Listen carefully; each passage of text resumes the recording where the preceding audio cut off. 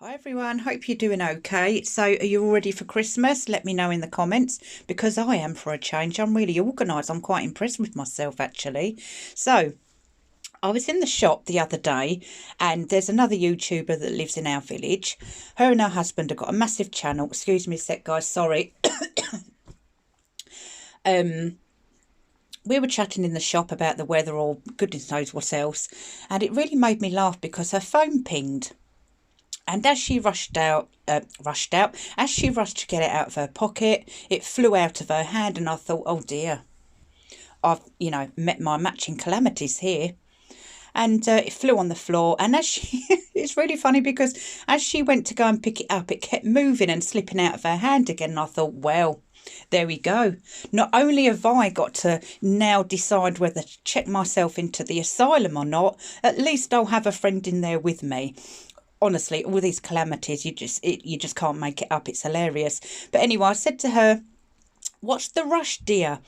And she giggled and she said, well, some important news has just broke and I want to be the first one to get home to report it on my channel.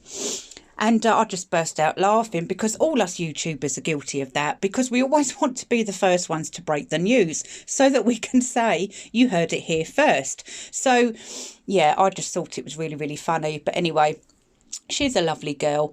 I must have a look at her channel, actually. I think I'm really bad, actually. I haven't even checked what it's about. I think it's about football or something. I better do that when I get home. I feel bad now. But anyway, this is from The Sun, and I've decided that Meghan Markle and Omid Scobie are racist bigots. So, Royal Row. Omid Scabies drags the Queen into racism row and suggests Meghan Markle was insulted at AIDS assigning Her Majesty's equerry. Oh dear, tut tut tut. He suggests Meghan was insulted at Palace Aids assigning Her Majesty's black equerry to make her feel comfortable. Well, how racist is that? It also suggests down a bit here that she also refused Lady Susan Hussey. I wonder why that is. Is it because she's white? So clearly Meghan doesn't like black and white people. What was the Queen supposed to do, guys? Let me know.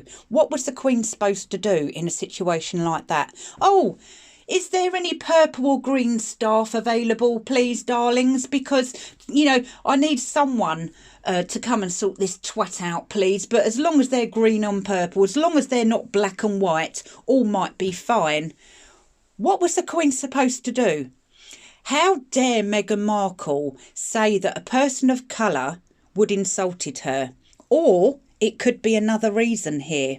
It could be an element of racism from Meghan's side, or she was scared of what Lieutenant Nana would say to her. Would he school Meghan on what racism actually is? And did she fear that? Would he politely say to her, dear, get a grip. No one's attacking you verbally, racist. Would he say that to her? I think he probably would, in a way that she would understand and in a firm, calm, professional manner.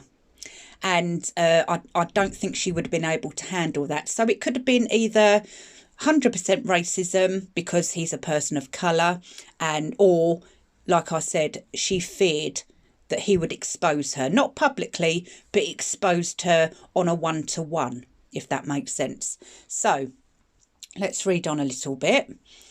In his book Endgame, Scabies claims the suggested appointment of the Ghana-born Lieutenant Colonel stood out like a sore thumb. Why would it stand out like a sore thumb? Unless you were racist. Only people who are racist would see something like that stand out like a sore thumb. Carrying on.